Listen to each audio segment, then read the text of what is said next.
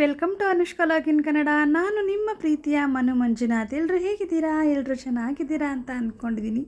ಇವತ್ತು ನಿಮ್ಮ ಮುಂದೆ ಒಂದು ಸೂಪರಾಗಿರುವ ರೆಸಿಪಿನ ತೋರಿಸ್ತಾ ಇದ್ದೀನಿ. ಅದು ಏನಪ್ಪ ಅಂತಂದರೆ ಡಾಬಾ ಸ್ಟೈಲ್, ಪರ್ಫೆಕ್ಟಾಗಿ ಡಾಬಾ ಸ್ಟೈಲಲ್ಲಿ ಬರುವಂತಹ ಕ್ಯಾಪ್ಸಿಕಮ್ ಮಸಾಲ. ಕೆಲವೊಂದು ಸಲ ನಾವು ಎಷ್ಟು ಸಲ ಡಾಬಾಗೆ ಹೋಗಿ ತಿಂದ್ರೂ ಕೂಡ ನಮಗೆ ಮನೆಯಲ್ಲಿ ಅದೇ ರೀತಿ ಮಾಡ್ಕೊಳ್ಳೋಕ್ಕೆ ಪರ್ಫೆಕ್ಟಾಗಿ ಬರ್ತಾ ಇರೋದಿಲ್ಲ. ಸೊ ಕೆಲವೊಂದು ಟಿಪ್ಸ್ಗಳನ್ನ ಫಾಲೋ ಮಾಡಿಕೊಂಡು ಮಾಡಿದ್ರೆ ನಾವು ಸೇಮ್ ಡಾಬಾ ಸ್ಟೈಲಲ್ಲೇ ಕ್ಯಾಪ್ಸಿಕಮ್ ಮಸಾಲನ್ನೇ ಮಾಡ್ಕೊಬೋದು. ತುಂಬಾ ಚೆನ್ನಾಗಿರುತ್ತೆ.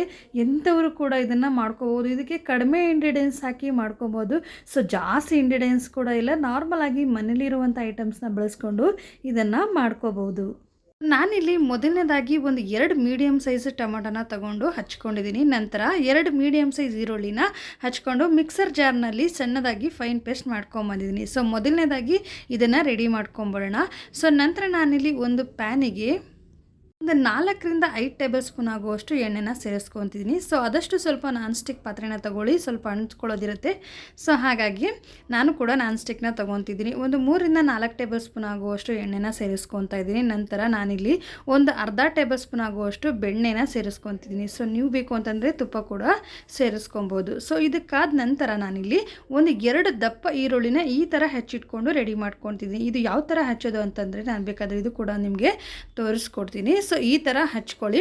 ನಂತರ ಸ್ವಲ್ಪ ಎಣ್ಣೆಯಲ್ಲಿ ಹಾಗೆ ಫ್ರೈ ಮಾಡ್ಕೊಂಬಿಡೋಣ. ಸೊ ನಾನಿಲ್ಲಿ ಒಂದು 2 ಮೀಡಿಯಮ್ ಸೈಜ್ ಆಗುವಷ್ಟು ಕ್ಯಾಪ್ಸಿಕಮ್ನ ಸೇಮ್ ಈರುಳ್ಳಿಗೆ ಯಾವ ಕನ್ಸಿಸ್ಟೆನ್ಸಿನಲ್ಲಿ ಕಟ್ ಮಾಡಿದ್ದೆ ಅದೇ ಥರ ಕಟ್ ಮಾಡಿಕೊಂಡು ಚೆನ್ನಾಗಿ ಒಂದು ಫ್ರೈ ಮಾಡ್ಕೊಂಬಿಡೋಣ. ಸೊ ನಿಮಗೇನಾದರೂ ಕ್ರಿಸ್ಪಿಯಾಗಿ ಬೇಕು, ಸ್ವಲ್ಪ ಸ್ಮೂತಾಗಿ ಜಾಸ್ತಿ ಕುಕ್ ಆಗೋದು ಬೇಡ ಅನ್ನೋರಿದ್ರೆ 1 ಅರ್ಧ ಸೆಕೆಂಡ್ ಆಗುವಷ್ಟು ಮಾತ್ರ ಕುಕ್ ಮಾಡ್ಕೊಳ್ಳಿ. ಸೊ ಪರವಾಗಿಲ್ಲ, ನನಗೆ ಜಾಸ್ತಿ ಕುಕ್ ಆಗಿರಲಿ ಅನ್ನೋರಿದ್ರೆ ಒಂದು 2 ನಿಮಿಷ ಕುಕ್ಕಿಂಗ್ನ ಮಾಡ್ಕೊಳ್ಳಿ. ಸೊ ನನಗೆ ಸ್ವಲ್ಪ ಜಾಸ್ತಿ ಕುಕ್ಕಿಂಗ್ ಆಗಬೇಕು, ಹಾಗಾಗಿ ನಾನು ಸ್ವಲ್ಪ ಒಂದು 2 ನಿಮಿಷ ಫ್ರೈ ಮಾಡ್ಕೊತಾ ಇದ್ದೀನಿ. ಇದಕ್ಕೆ ಒಂದು ಅರ್ಧ ಟೇಬಲ್ ಸ್ಪೂನ್ ಆಗುವಷ್ಟು ಚಿಲ್ಲಿ ಪುಡಿ, ಹಾಗೆ ಇದಕ್ಕೆ ಹೊಂದ್ಕೊಳ್ಳುವಷ್ಟು ಉಪ್ಪನ್ನು ಸೇರಿಸ್ಕೊಂಬಿಡೋಣ. ಸೊ ನಂತರ ನಾವು ಬೇಕಾದರೆ ಮಸಾಲೆಗೆ ಸೇರಿಸ್ಕೊಬೋದು. ಇದಕ್ಕೆ ಹೊಂದ್ಕೊಳ್ಳುವಾಗುವಷ್ಟು 1-1.5 ಟೇಬಲ್ ಸ್ಪೂನ್ ಆಗುವಷ್ಟು ಉಪ್ಪನ್ನು ಸೇರಿಸ್ಕೊಂಡು ಚೆನ್ನಾಗಿ ಕ್ರಿಸ್ಪಿಯಾಗಿ ಈ ಲೋ ಫ್ಲೇಮಲ್ಲಿ ಇಟ್ಕೊಂಡೆ ಆದಷ್ಟು ಫ್ರೈ ಮಾಡ್ಕೊಳ್ಳಿ. ಯಾವುದೇ ಕಾರಣಕ್ಕೂ ಹೈ ಫ್ಲೇಮ್ ಮಾಡ್ಕೊಳ್ಳೋಕೆ ಹೋಗಬೇಡಿ. ಕೆಲವೊಂದು ಈ ಥರ ಟಿಪ್ಸ್ಗಳನ್ನ ಚೆನ್ನಾಗಿ ಫಾಲೋ ಮಾಡ್ಕೊಂಬಂದರೆ ನಾವು ಪಕ್ಕಾ ಪರ್ಫೆಕ್ಟಾಗಿ ಡಾಬಾ ಸ್ಟೈಲಲ್ಲೇ ಮಾಡ್ಕೊಬೋದು. ಸೊ ಅವರೇನು ಎಕ್ಸ್ಟ್ರಾ ಏನೂ ಮಾಡ್ಕೊಳ್ಳೋಕೆ ಹೋಗಲ್ಲ. ಇದೇ ಥರ ಲೋ ಫ್ಲೇಮಲ್ಲಿ ಇಟ್ಕೊಂಡೆ ಆದಷ್ಟು ಫ್ರೈ ಮಾಡ್ತಾರೆ. ಸೊ ಆವಾಗ ಚೆನ್ನಾಗಿ ಕುಕ್ ಕೂಡ ಆಗಿರುತ್ತೆ, ಟೇಸ್ಟ್ ಕೂಡ ತುಂಬ ಚೆನ್ನಾಗಿ ಬರುತ್ತೆ. ಸೊ ಇದು ಇವಾಗ ಚೆನ್ನಾಗಿ ಫ್ರೈ ಆಗಿದೆ. ನಂತರ ನಾನಿಲ್ಲಿ ಅದೇ ಪ್ಯಾನಿಗೆ ನಾನಿಲ್ಲಿ ಒಂದು 4-5 ಟೇಬಲ್ ಸ್ಪೂನ್ ಆಗುವಷ್ಟು ಎಣ್ಣೆ ಜೊತೆಗೆ ಒಂದು ಅರ್ಧ ಟೇಬಲ್ ಸ್ಪೂನ್ ಆಗುವಷ್ಟು ಬೆಣ್ಣೆನ ಸೇರಿಸ್ಕೊತಿದ್ದೀನಿ. ನೀವು ಬೇಕು ಅಂತಂದರೆ ತುಪ್ಪ ಕೂಡ ಸೇರಿಸ್ಕೊಬೋದು. ನಿಮಗೆ ತುಪ್ಪ ಜಾಸ್ತಿ ಬೇಕು ಅಂದರೆ ಜಾಸ್ತಿ ಕೂಡ ಹಾಕೊಬೋದು. ಸೊ ನಂತರ ನಾನಿಲ್ಲಿ 1 ಟೇಬಲ್ ಸ್ಪೂನ್ ಆಗುವಷ್ಟು ಶುಂಠಿ ಬೆಳ್ಳುಳ್ಳಿ ಪೇಸ್ಟ್ನ ತರ್ತರಿಯಾಗಿ ಜಜ್ಜಿ ಹಾಕ್ಕೊತಾ ಇದ್ದೀನಿ. ನೀವು ಫೈನ್ ಪೇಸ್ಟ್ ಬೇಕಾದರೂ ಮಾಡ್ಕೊಬೋದು. ಸೊ ಇದು ಸ್ವಲ್ಪ ಹಾಗೆ ತುಪ್ಪ ಮತ್ತು ಎಣ್ಣೆಯಲ್ಲಿ ಚೆನ್ನಾಗಿ ಸ್ವಲ್ಪ ಲೋ ಫ್ಲೇಮಲ್ಲಿ ಇಟ್ಕೊಂಡು ಆದಷ್ಟು ಫ್ರೈ ಮಾಡ್ಕೊಳ್ಳಿ. ಯಾವುದೇ ಕಾರಣಕ್ಕೂ ಹೈ ಫ್ಲೇಮ್ ಮಾಡ್ಕೊಳ್ಳೋಕೆ ಹೋಗಬೇಡಿ. ಸೊ ಇದೆಲ್ಲ ಕ್ರಿಸ್ಪಿಯಾಗಿ ಚೆನ್ನಾಗಿ ಫ್ರೈ ಆಗಬೇಕು. ಇಂಥ ಕೆಲವೊಂದು ಟಿಪ್ಸ್ಗಳನ್ನ ಫಾಲೋ ಮಾಡಲೇಬೇಕು ನಾವು ಖಂಡಿತವಾಗ್ಲೂ, ನಮಗೆ ಡಾಬಾ ಸ್ಟೈಲ್ ಬೇಕು ಅಂತಂದರೆ. ಸೊ ಈಗ ನಾನಿಲ್ಲಿ ಒಂದು 3-4 ಟೇಬಲ್ ಸ್ಪೂನ್ ಆಗುವಷ್ಟು ಕಡಲೆ ಹಿಟ್ಟನ್ನು ಸೇರಿಸ್ಕೊತಾ ಇದ್ದೀನಿ. ಸೊ ನೀವು ನೋಡ್ಬೋದು ಇಲ್ಲಿ ಕಡಲೆ ಹಿಟ್ಟು.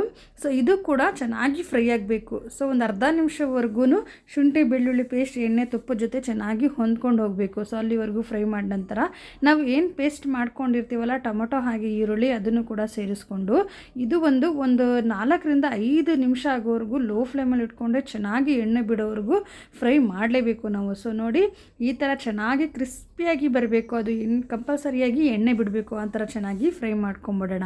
ನಾನು ನಿಮಗೆ ತೋರಿಸ್ತೀನಿ ಯಾವ ರೀತಿ ಎಣ್ಣೆ ಬಿಡುತ್ತೆ ಅಂತ. ಆ ರೀತಿ ಆಗೋವರೆಗೂ ಚೆನ್ನಾಗಿ ಫ್ರೈ ಮಾಡ್ಕೊಳ್ಳೋಣ. ಸೊ ಇದೇ ಮೇನ್ ಡಾಬಾ ಸ್ಟೈಲಲ್ಲಿ ಡಾಬಾಗಳಲ್ಲಿ ಮಾಡುವಂಥ ಕೆಲಸ ಅಂತಂದರೆ ಇದೇ ಇವರು. ಸೊ ಎಕ್ಸ್ಟ್ರಾ ಏನೂ ಆ್ಯಡ್ ಮಾಡ್ಕೊಳ್ಳೋಕೆ ಹೋಗೋದಿಲ್ಲ ಅವರು. ಹೀಗೆ ಲೋ ಫ್ಲೇಮಲ್ಲಿ ಇಟ್ಕೊಂಡ್ರೆ ಚೆನ್ನಾಗಿ ಫ್ರೈ ಮಾಡ್ತಾರೆ. ಸೊ ಎಣ್ಣೆ ಬಿಡೋವರೆಗೂ ಆದಷ್ಟು ಫ್ರೈ ಮಾಡ್ತಾರಲ್ಲ, ಅದೇ ತುಂಬಾ ಟೇಸ್ಟ್ ಕೊಡುತ್ತೆ. ಸೊ ನಂತರ ನಾನಿಲ್ಲಿ ಒಂದು 2 ಟೇಬಲ್ ಸ್ಪೂನ್ ಆಗುವಷ್ಟು ಚಿಲ್ಲಿ ಪುಡಿ, ಹಾಗೆ ಒಂದು ಅರ್ಧ ಟೇಬಲ್ ಸ್ಪೂನ್ ಆಗುವಷ್ಟು ಜೀರಿಗೆ ಪುಡಿ, 1 ಟೇಬಲ್ ಸ್ಪೂನ್ ಆಗುವಷ್ಟು ಧನಿಯಾ ಪುಡಿನ ಸೇರಿಸ್ಕೊಂಡು ಚೆನ್ನಾಗಿ ಫ್ರೈ ಮಾಡ್ಕೊತಾ ಇದ್ದೀನಿ. ಯಾವುದೇ ಕಾರಣಕ್ಕೂ ನೀರಿಗೆ ಏನು ಆ್ಯಡ್ ಮಾಡ್ಕೊಳ್ಳೋಕೆ ಹೋಗಬೇಡಿ. ಲೋ ಫ್ಲೇಮಲ್ಲಿ ಇಟ್ಕೊಂಡೆ ಎಣ್ಣೆ ಬಿಡೋವರೆಗೂ ಆದಷ್ಟು ಫ್ರೈ ಮಾಡ್ಕೊಳ್ಳಿ. ಒಂದು ನಿಮಿಷ ಫ್ರೈ ಮಾಡಿದ್ರೆ ಸಾಕು, ನಿಮ್ಗೆ ಬೇಕಾಗಿರುವಂಥ ಕನ್ಸಿಸ್ಟೆನ್ಸಿ ಬರುತ್ತೆ. ಬೆಣ್ಣೆ ಇರುತ್ತಲ್ಲ ಆ ರೀತಿ ಆಗುತ್ತೆ. ನೀವು ನೋಡ್ತಿರ್ಬೋದು ನಾನು ಯಾವ ರೀತಿ ಇಲ್ಲಿ ಮಿಕ್ಸ್ ಮಾಡ್ತಿದ್ದೀನಿ ಅಂತ. ಸ್ವಲ್ಪ ತಳ ಹಿಡಿತೆ, ಪರವಾಗಿಲ್ಲ, ಆದಷ್ಟು ಚೆನ್ನಾಗಿ ಮಿಕ್ಸ್ ಮಾಡ್ಕೊಳ್ಳಿ. ಸೊ ಇದು ಲೋ ಫ್ಲೇಮಲ್ಲಿ ಇಟ್ಕೊಂಡೆ 1 ನಿಮಿಷದವರೆಗೂ ಹಾಗೆ ಮುಚ್ಚಿ ಬಿಟ್ಬಿಡೋಣ. ಸೊ ನೋಡಿ ಇವಾಗ ಓಪನ್ ಮಾಡಿ ತೋರಿಸ್ತಿದ್ದೀನಿ. ಕಂಪ್ಲೀಟಾಗಿ ಎಣ್ಣೆ ಬಿಟ್ಟಿದೆ. ಇನ್ನೊಂದು ಸ್ವಲ್ಪ ಹಾಗೆ ನಾವು ಒಂದು ಮಿಕ್ಸ್ ಕೊಟ್ಕೊಂಬಿಡೋಣ. ನಿಮಗೇನಂತಾದರೂ ಜಾಸ್ತಿ ಗ್ರೇವಿ ಬೇಕು ಅಂತಂದರೆ ಇದರಲ್ಲೇ ಡಬಲ್ ಆ್ಯಡ್ ಮಾಡ್ತಾ ಹೋಗಿ. ಹಾಗೆ ಕಡಲೆ ಹಿಟ್ಟು, ಶುಂಠಿ ಬೆಳ್ಳುಳ್ಳಿ ಪೇಸ್ಟ್, ತುಪ್ಪ, ಎಣ್ಣೆ ನಾನೇನೇನು ಹಾಕಿದ್ದೀನಿ ಅದನ್ನು ಡಬಲ್ ಆ್ಯಡ್ ಮಾಡ್ಕೊಂಡೋದ್ರೆ ಗ್ರೇವಿ ಸ್ವಲ್ಪ ಜಾಸ್ತಿ ಆಗುತ್ತೆ. ಸೊ ಇವಾಗ ಇದು ಎಣ್ಣೆ ಬಿಟ್ಟಿದೆ, ಚೆನ್ನಾಗಿ ರೆಡಿಯಾಗಿದೆ.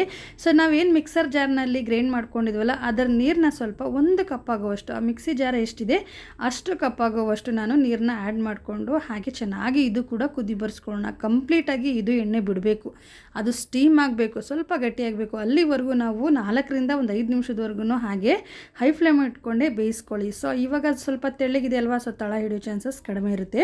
ಸೊ ಹಾಗಾಗಿ ಹೈ ಫ್ಲೇಮಲ್ಲಿ ಇಟ್ಕೊಂಡೆ 5 ನಿಮಿಷ ಹಾಗೆ ಬೇಯಿಸ್ಕೊಂಬಿಡೋಣ. ಸೊ ನೋಡಿ ಇವಾಗ ನಮಗೆ ಗ್ರೇವಿಗೆ ಉಪ್ಪು ಸೇರಿಸ್ಕೊಂಬಿಡೋಣ. ನಿಮ್ಮ ಉಪ್ಪಿನ ಕನ್ಸಿಸ್ಟೆನ್ಸಿ ಎಷ್ಟು ಬೇಕಾಗುತ್ತೆ ಅಷ್ಟನ್ನು ನೀವು ಉಪ್ಪನ್ನ ಸೇರಿಸ್ಕೊಬೋದು. ನಿಮಗೇನಾದರೂ ಇದ್ರ ಮಧ್ಯೆ ಉಪ್ಪು ಖಾರ ಸ್ವಲ್ಪ ಏನಾದರೂ ಕಡಿಮೆ ಆಗಿದೆ ಅಂತಂದರೆ ನೀವು ಬೇಕಾದರೆ ಟೇಸ್ಟ್ ನೋಡಿಕೊಂಡು ಖಾರನ ಕೂಡ ಸ್ವಲ್ಪ ಜಾಸ್ತಿ ಮಾಡ್ಕೊಬೋದು. ಸೊ ಇವಾಗ ಇದನ್ನೊಂದು ಮಿಕ್ಸ್ ಕೊಟ್ಕೊಂಡು ಹಾಗೆ 5 ನಿಮಿಷ ಎಣ್ಣೆ ಬಿಡೋವರೆಗೂ ಚೆನ್ನಾಗಿ ಬೇಯಿಸ್ಕೊಂಬಿಡೋಣ. ನಾನು ನಿಮಗೆ ತೋರಿಸ್ತೀನಿ ಇಲ್ಲಿ ಯಾವ ರೀತಿ ಎಣ್ಣೆ ಬಿಟ್ಟಿದೆ ಅಂತ. ಸೊ ನೋಡ್ಬೋದು ಇನ್ನೂ ಕೂಡ ಎಣ್ಣೆ ಬಿಟ್ಟಿಲ್ಲ. ಹಾಗೆ ಇನ್ನೊಂದು ಸ್ವಲ್ಪ ಹೊತ್ತು ಹಾಗೆ ಬೇಯಿಸ್ಕೊಂಬಿಡೋಣ. ಒಂದು 4ರಿಂದ 5 ನಿಮಿಷ ಇದು ಬೇಯಿಸ್ಕೋಬೇಕು. ಇದು ಕಂಪ್ಲೀಟಾಗಿ ಮಾಡೋದಕ್ಕೆ ನಮಗೆ ಒಂದು ಹಾಫ್ ಆನ್ ಅವರ್ ಹಿಡಿಯುತ್ತೆ. ಸೊ ಯಾಕಂತಂದರೆ ನಮಗೆ ಡಾಬಾ ಸ್ಟೈಲೇ ಬೇಕು ಅಂತಂದರೆ ಇದನ್ನೆಲ್ಲ ನಾವು ಕಂಪಲ್ಸರಿಯಾಗಿ ಫಾಲೋ ಮಾಡಲೇಬೇಕಾಗುತ್ತೆ. ಸೊ ನೋಡಿ ಇವಾಗ ರೆಡಿಯಾಗಿದೆ. ಎಷ್ಟು ಚೆನ್ನಾಗಿ ಎಣ್ಣೆ, ನಾನೇನು ಬೆಣ್ಣೆ ಹಾಕಿ ಎಣ್ಣೆ ಹಾಕಿದ್ದೀನಲ್ಲ ಅದೆಲ್ಲ ಕಂಪ್ಲೀಟಾಗಿ ಸ್ಟೀಮ್ ಆಗಿದೆ, ಎಲ್ಲ ಮೇಲ್ಗಡೆ ಕಾಣಿಸ್ತಾ ಇದೆ. ಇವಾಗ ಇದು ಚೆನ್ನಾಗಿ ಒಂದು ಮಿಕ್ಸ್ ಕೊಡ್ಕೊಂಬಿಡೋಣ. ಗಟ್ಟಿ ಕೂಡ ಆಗಿದೆ. ಇವಾಗ ನಾವಿಲ್ಲಿ ಏನು ಫ್ರೈ ಮಾಡಿ ಎತ್ತಿಟ್ಕೊಂಡಿದ್ವಲ್ಲ ಕ್ಯಾಪ್ಸಿಕಮ್ ಹಾಗೆ ಈರುಳ್ಳಿ, ಅದನ್ನು ಕೂಡ ಚೆನ್ನಾಗಿ ಸೇರಿಸ್ಕೊಂಡು ಒಂದು ಮಿಕ್ಸ್ ಕೊಡ್ಕೊಂಬಿಡೋಣ. ಕ್ಯಾಪ್ಸಿಕಮ್ನ ಆ್ಯಡ್ ಮಾಡಿದ ನಂತರ ಒಂದು 5ರಿಂದ 6 ನಿಮಿಷದವರೆಗೂ ಲೋ ಫ್ಲೇಮಲ್ಲಿ ಇಟ್ಕೊಂಡೇ ಬೇಯಿಸ್ಕೊಬೇಕು. ಸೊ ಅದು ಕೂಡ ಎಣ್ಣೆ ಬಿಡಬೇಕು ಕಂಪಲ್ಸರಿಯಾಗಿ. ತುಪ್ಪ ಎಣ್ಣೆ ಏನಿದೆ ಅದೆಲ್ಲ ಮೇಲ್ಗಡೆ ಕಾಣಿಸ್ತಾ ಇರಬೇಕು. ನಾವು ಅಲ್ಲಿವರೆಗೂ ನಾವು ಚೆನ್ನಾಗಿ ಮಿಕ್ಸ್ ಮಾಡ್ಕೊಂಬಿಡ್ಬೇಕು. ಸೊ ಲೋ ಫ್ಲೇಮಲ್ಲಿ ಇಟ್ಕೊಂಡೇ ಲಿಡ್ನ ಕ್ಲೋಸ್ ಮಾಡಿ ಹಾಗೆ ಒಂದು 4ರಿಂದ 5 ನಿಮಿಷ ಬೇಯಿಸ್ಕೊಂಡ್ರೆ ಸೂಪರಾಗಿರುವಂಥ ಕ್ಯಾಪ್ಸಿಕಮ್ ಮಸಾಲ ರೆಡಿನೇ ಆಗೋಗ್ಬಿಡುತ್ತೆ. ಸೊ ನಾವು ಮುಚ್ಚೆಲ್ಲ ಹೀಗೆ ಮಿಕ್ಸ್ ಮಾಡ್ಕೋತೀವಿ ಅನ್ನೋರಿದ್ರೆ ಇದೇ ಥರ ಮಿಕ್ಸ್ ಮಾಡ್ಕೊಳ್ಳಿ. ಸೊ ಕಂಪಲ್ಸರಿಯಾಗಿ ಎಣ್ಣೆ ಬಿಡುತ್ತೆ. ನಿಮಗೆ ಬೇಗ ಆಗಬೇಕು ಅನ್ನೋರಿದ್ರೆ ಲಿಡ್ನ ಕ್ಲೋಸ್ ಮಾಡ್ಕೊಳ್ಳಿ, ಈಸಿಯಾಗಿ ಆಗುತ್ತೆ. ಸೊ ನೋಡ್ಕೊಬಂದ್ರಲ್ಲ ಫ್ರೆಂಡ್ಸ್ ಯಾವ ರೀತಿ ಕ್ಯಾಪ್ಸಿಕಮ್ ಮಸಾಲಾನ ಮಾಡೋದು ಅಂತ. ನಾವು ಈ ಥರ ರೆಸಿಪಿ ನಮ್ಗೆ ತಿನ್ನಬೇಕು ಅಂತಂದರೆ ಡಾಬಾಗೆ ಹೋಗಬೇಕು ಅಂತೇನಿಲ್ಲ, ನಾರ್ಮಲಾಗಿ ಆರಾಮಾಗಿ ಮನೆಯಲ್ಲಿ ಈಸಿಯಾಗಿ ಒಂದು ಹಾಫ್ ಆನ್ ಅವರಲ್ಲಿ ಕ್ವಿಕ್ಕಾಗಿ ಮಾಡ್ಕೊಂಬಿಡ್ಬೋದು. ಮನೇಲಿರೋರು ಕೂಡ ತುಂಬಾ ಇಷ್ಟಪಟ್ಟು ತುಂಬಾ ಪ್ರೀತಿಯಿಂದ ತಿಂತಾರೆ ಅಂತಲೇ ಹೇಳ್ಬೋದು. ಸೊ ಇದ್ರ ಜೊತೆಗೆ ನೀವು ಕಾಂಬಿನೇಷನ್ ಆಗಿ ಫುಲ್ಕಾ ಮಾಡ್ಕೊಬೋದು. ಚಪಾತಿ, ರೊಟ್ಟಿ, ಅಕ್ಕಿ ರೊಟ್ಟಿ ಏನು ಬೇಕಾದರೂ ಹೊಂದ್ಕೊಳ್ಳುತ್ತೆ, ಅನ್ನಕ್ಕೂ ಕೂಡ ಹೊಂದ್ಕೊಳ್ಳುತ್ತೆ. ಸೊ ತುಂಬಾ ಟೇಸ್ಟಿಯಾಗಿರುವಂತಹ ಕ್ಯಾಪ್ಸಿಕಮ್ ಮಸಾಲ ಯಾವ ರೀತಿ ಮಾಡೋದು ಅಂತ ನೋಡ್ಕೊಬಂದ್ರಲ್ಲ ಫ್ರೆಂಡ್ಸ್. ಹಾಗಾದರೆ ನೀವು ಹೋಗಿ ನಿಮ್ಮ ಮನೇಲಿ ಟ್ರೈ ಮಾಡ್ತೀರಲ್ಲ, ಸೊ ಖಂಡಿತವಾಗ್ಲೂ ನೀವು ಟ್ರೈ ಮಾಡಲೇಬೇಕು. ತುಂಬಾ ಟೇಸ್ಟಿಯಾಗಿರುತ್ತೆ. ಸೊ ನೀವು ಟ್ರೈ ಮಾಡಿದ ನಂತರ ನಿಮ್ಮ ಮನೇಲಿ ಯಾವ ರೀತಿ ಬಂದಿತ್ತು ಅಂತ ನನಗೆ ಕಮೆಂಟ್ ಬಾಕ್ಸಲ್ಲಿ ತಿಳಿಸ್ಕೊಡ್ಬೇಕು. ಸೊ ಈ ನೋಡ್ಕೊಂಬಂದ್ರಲ್ಲ ಫ್ರೆಂಡ್ಸ್ ಕ್ಯಾಪ್ಸಿಕಮ್ ಮಸಾಲ ಯಾವ ರೀತಿ ಮಾಡೋದು, ಹೇಗೆ ಬಂದಿತ್ತು ಅಂತ. ಸೊ ಇನ್ನೂ ನನ್ನ ಚಾನಲ್ಗೆ ಯಾರಾದರೂ ಸಬ್ಸ್ಕ್ರೈಬ್ ಆಗಿಲ್ಲ ಅಂದರೆ ದಯವಿಟ್ಟು ಸಬ್ಸ್ಕ್ರೈಬ್ ಮಾಡ್ಕೊಳ್ಳಿ. ಈ ವಿಡಿಯೋ ನಿಮಗೇನಾದರೂ ಸ್ವಲ್ಪನಾದರೂ ಯೂಸ್ಫುಲ್ ಆಗಿದೆ ಅನ್ನೋರಿದ್ದರೆ ಸೊ ದಯವಿಟ್ಟು ಒಂದು ಲೈಕ್ ಮಾಡಿ.